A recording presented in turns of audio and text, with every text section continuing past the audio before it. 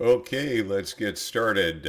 This is my first DUPR review, and what I plan to do going forward is as I play DUPR games, I'm going to go through a rundown at a high level of what happened in the games.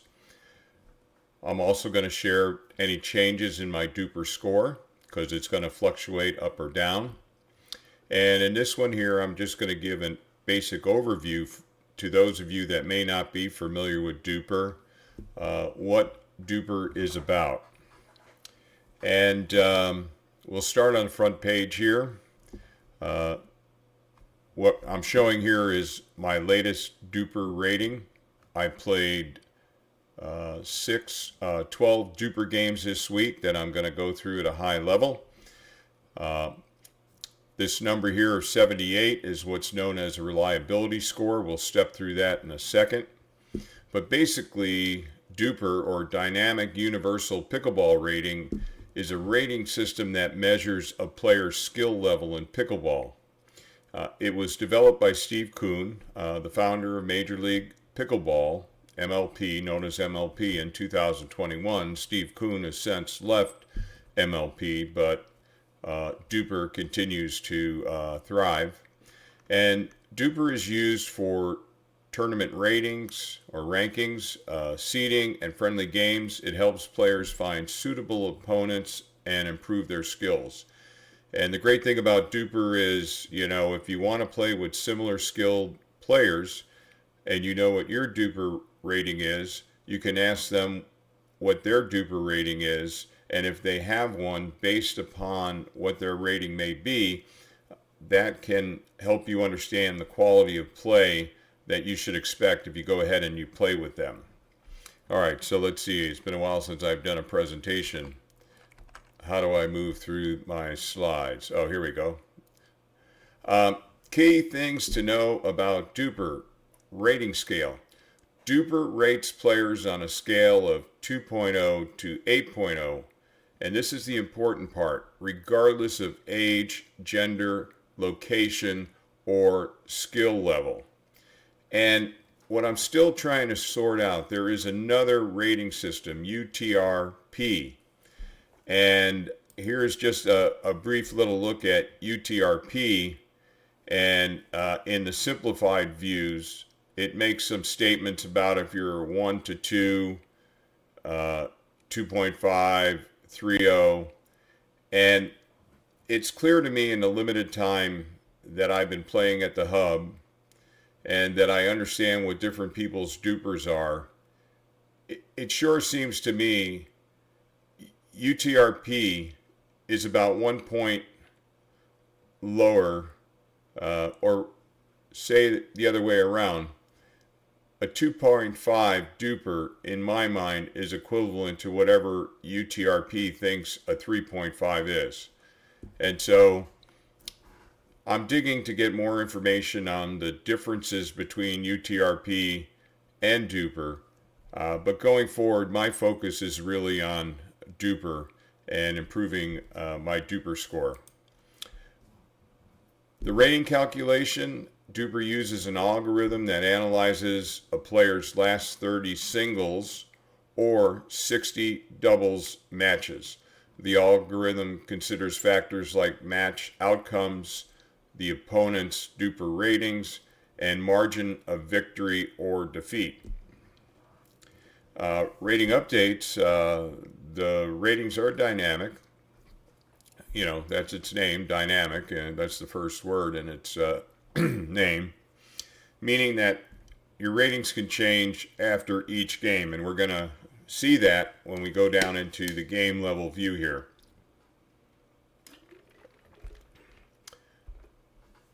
This helps ensure that a player's rating accurately reflects their current ability. The reliability score indicates how confident they can be that they'll have a competitive experience when playing others at their level. A score of 60% or higher is considered good, while a score of 100% is fully reliable. And if you look at what my score reliability rating is right now, it is 78. So I'm moving it up as I play more games. Then the reliability should increase. And then there's something known as the half-life. The half-life awards points based on recency of match results. This ensures that the active players have a more reliable rating than those who play less frequently. That makes sense. According to those people, or there's some on the internet, I kind of took this off the internet, the pros and cons of DUPR, and I think this came from Paddletech's page. They feel that DUPR is the most advantageous rating system since it takes score differentials into account in its ratings and accepts both rec and tournament scores. Its limitations are the results of its advantages, that being a unique rating for mixed doubles. Although again, DUPR does have a singles rating as well if you play singles. But Paddletech's felt altogether DUPR is widely accepted as the pickleball rating authority because of its broad acceptance of different kinds of games, the advanced scale of its ratings, and its uniformity of measurement. So let's go into me specifically. And again, just if you're not familiar with the DUPR dashboard, here's my current ratings for doubles, 2.649. Before I played, so at the hub, after we play games, it takes them generally the third day after we play the games, they post the scores up and it's available in DUPR. Before I started, so this reflects games through this past Wednesday night. Today is the 20th, so we're on a Friday. Prior to playing Wednesday night's games, my DUPR dropped from 2.686 to 2.532. So this was after Monday's, this was before Monday's night's games. After Monday night's games, my DUPR dropped to 2.532. And then after Wednesday's game, it popped back up to 2.649. So this is the dynamic nature of the rating system. And if we look down here is prior to Wednesday night games, I only had 3 wins. Now I've bumped that up to 7 wins. And I think I had 17 losses. Now I have 19 losses. And my average points went up. And the average partner went up because I was playing higher level. I was playing with higher level partners for the most part, and my opponent's DUPR on average was 2.85, and then again this half-life number. So let's just kind of take a look. We're going to go back a couple games, probably back into Ken, Walt, Ted, Norm, Jessica. Okay, so let's go back to September 13th was the week before. All right, let's start with this one here, DUPR Crazy Eights. I played what's called DUPR Crazy Eights. It's men's. You have 8 people. They're ranked on a sheet from highest DUPR to lowest DUPR. So 1 is the highest DUPR, 8 is the lowest, and what they do is you get paired up 1 and 8, 2 and 7, 3 and 6, 4 and 5.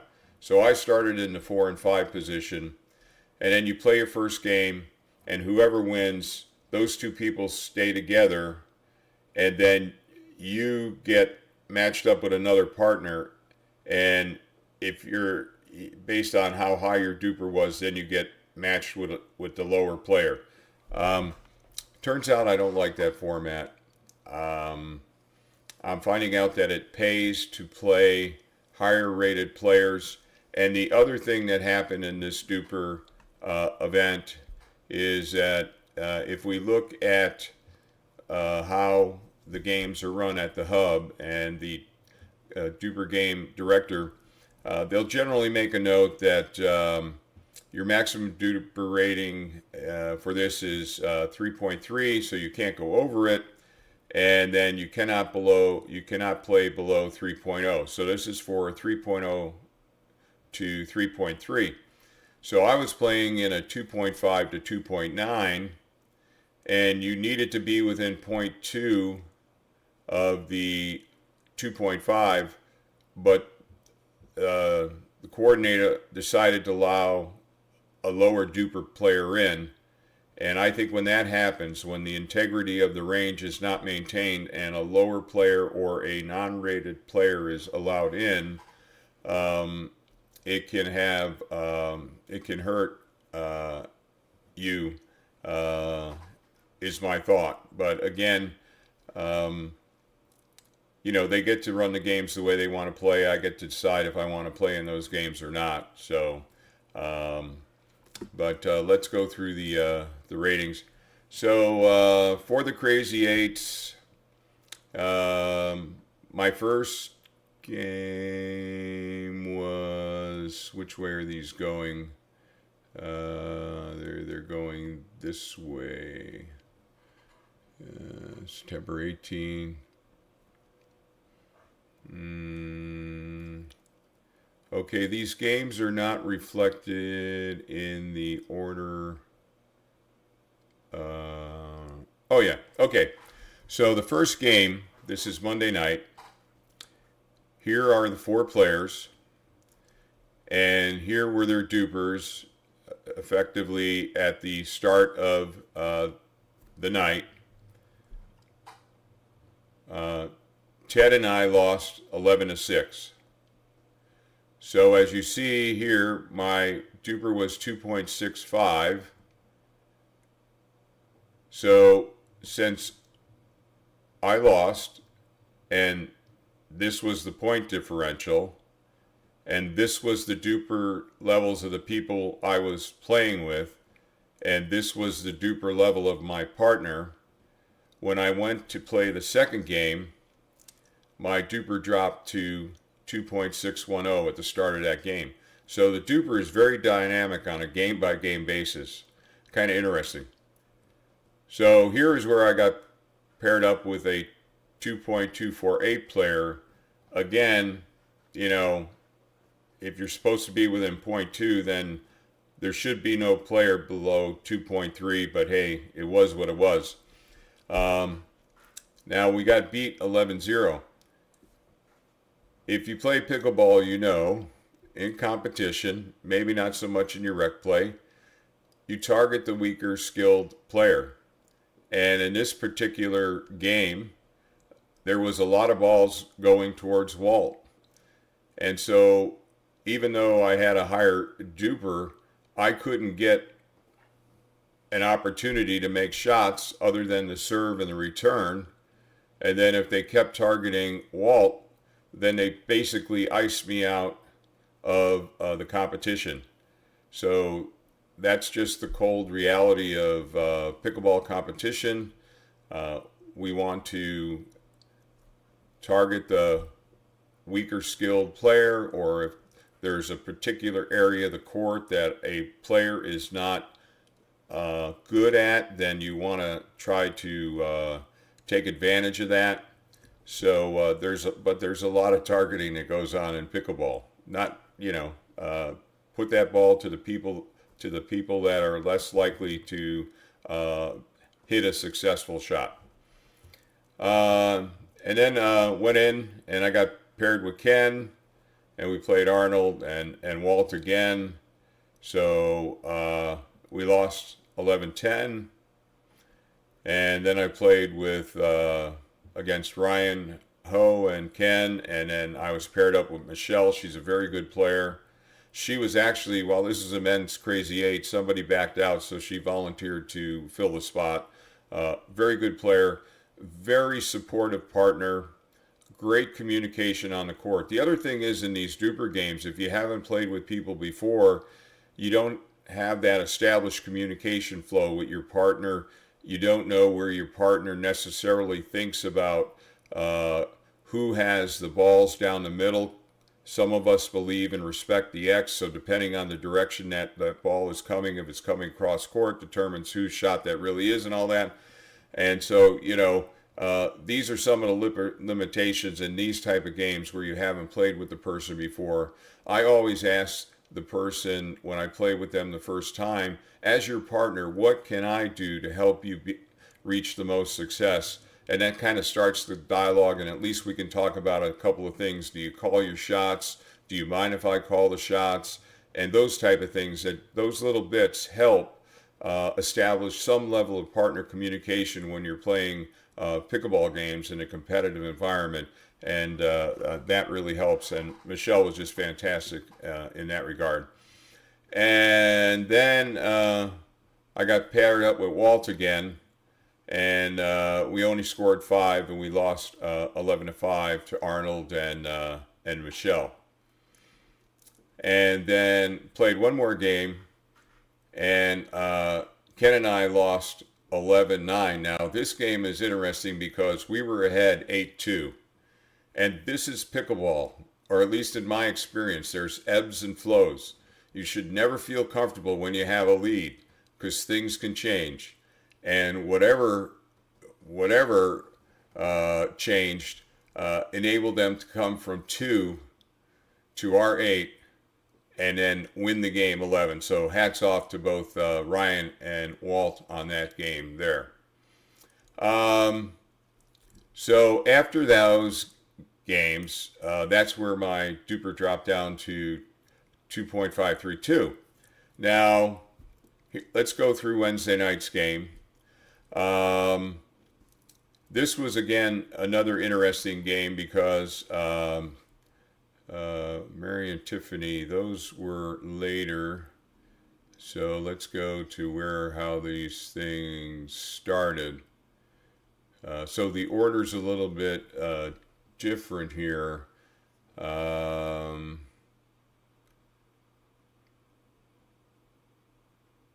Okay, so the first game, in this round robin, again, you've got there's 2 courts involved, 4 players on each court, and you play 3 games on each court.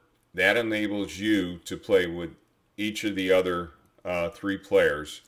And so at the end of those 3 games, the 2 people with the highest scores, you move up. If you're already moved up, well, then you stay there. And the people with the lowest scores, they move down.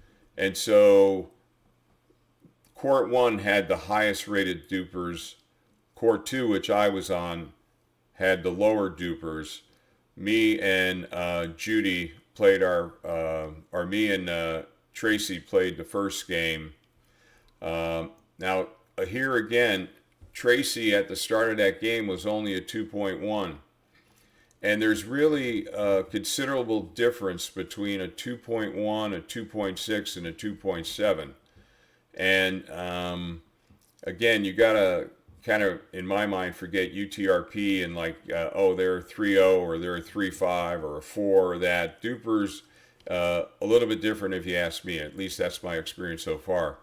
So here I am matched with a DUPR partner of 2.170.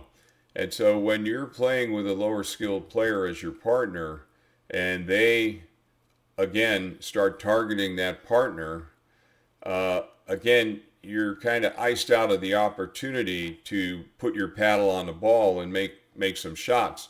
So in this game I tried to be a little bit more aggressive and I tried to encroach a little bit on Tracy's space to kind of help her out a little bit. But, some people are not comfortable if you're playing the left side and you go over into the right side, they think you're stealing their balls. So you gotta be careful. I mean, after all, this is supposed to be fun. But we lost 11-6. And then the next game, I played with Judy, and we won 11-3. And then our third game, I played with Kevin. Now, Kevin was unrated, so he came in without a rating, and somehow they rated him at 2.8. I don't know how they do that. And we won that game. So I wound up winning 2 of those games. And it turned out that Judy and I had the highest score, aggregate scores individually. So we moved up to the court 1. And then we were now playing with 2 new players, Meryl and Tiffany. So our first game on the higher court, Judy and I, we lost 7-11. And here again, we've got Meryl at 3.157 and Tiffany at 2.711. These 2 players were really good. They knew how to keep the ball down. They had deep drives. They had consistent deep returns. They knew how to drop. They knew how to drive. And, again, that's what you would expect with someone that has a 3.132 DUPR or a 2.75 DUPR. They're going to have a well-rounded game. They're going to understand court positioning. Again, so I would say at 2.7, they're equivalent of a 3.5, which you might think under USPA rankings or something like that. They're very good players. So Judy and I, we lost. We had some unforced errors. That happens. It's pickleball. And then, so we rotate. And now I'm playing with Tiffany. And Tiffany and I win that game. Again, a very supportive player, good communication. I asked her, as your partner, what can I do to try and ensure your success? And what I like is she was very open, and she said, well, at times I get tunnel vision, so if you see a ball that's headed out, please just say no. And I said, okay. So that's important. I asked her, do you call your shots? And she says, sometimes. I said, well, do you mind if I call the shots? And she said no.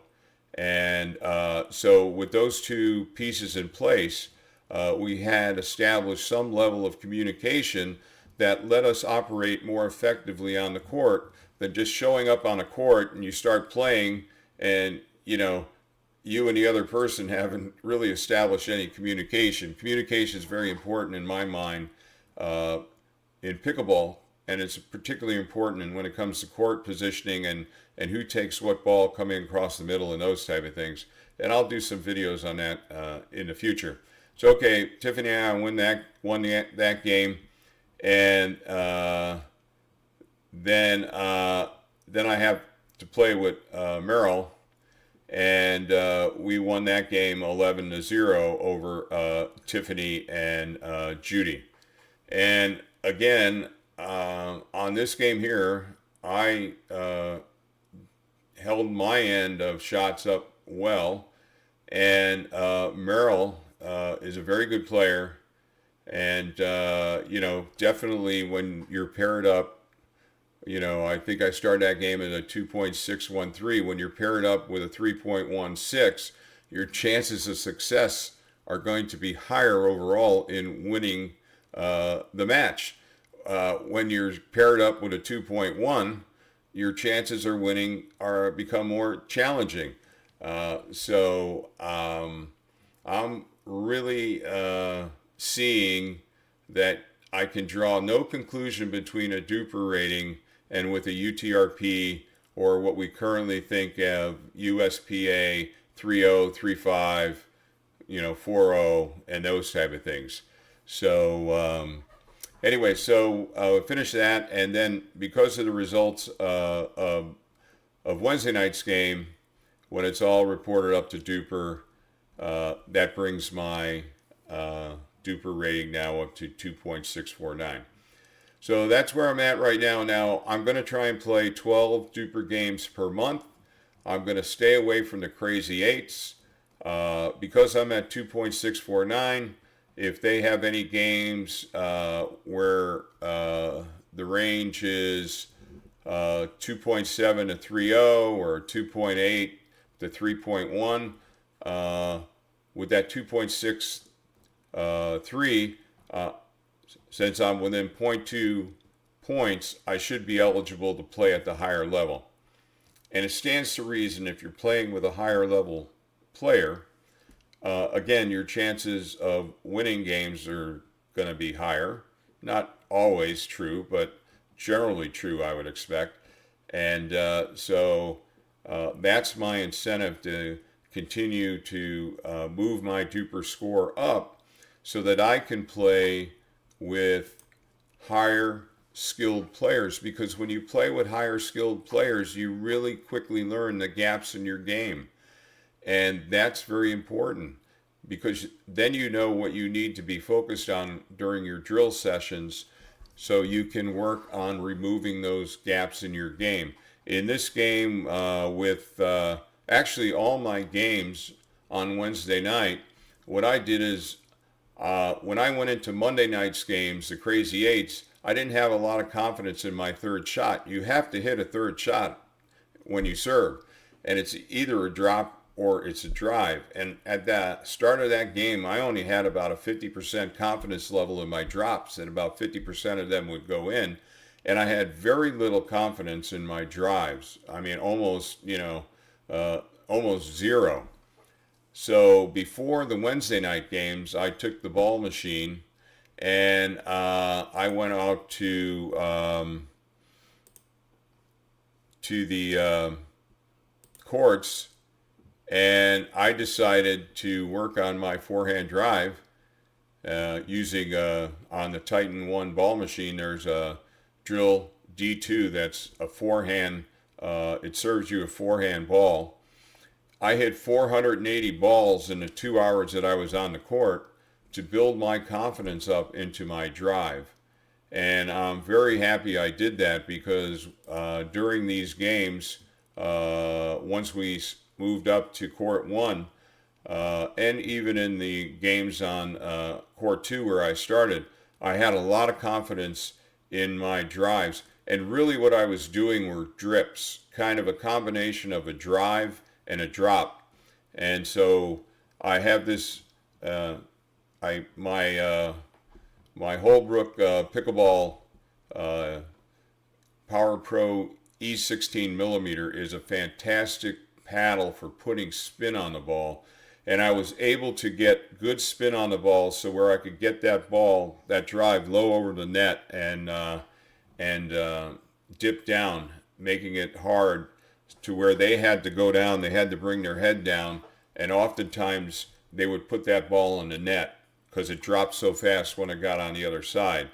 And I was hitting drives from about, not only from the baseline, but I felt comfortable hitting drives from the middle of the transition zone, knowing with the amount of spin I was able to put on that ball and hitting them at about 65%, with an intention of direction of where I was going to try to put it between the two players that were protecting the middle, that I'd still be able to keep that ball in on that drive without it going out the back. So that was very exciting. I was very happy that I took the time to drill for a couple hours before going down to play the games at the hub, and it really paid off for me, and it's now built up my confidence that I can go into a game and have a good drive, not the best drive yet, but an acceptable drive and an acceptable drop, and then I can make that decision on which one to use based upon the ball flight on the return and how high it bounces versus how low the ball stays is my decision point on whether to try to hit a drop or hit a drive. So that's very important. So, all right, this was my first DUPR review. I'm going to try and streamline them a little bit. Maybe I went on too long, but I want to, if you like this kind of content, please give it a thumbs up. As always, like, share, and subscribe. Be sure and check out the affiliate links in the video description. Comments are always appreciated. Other than that, see you on the courts.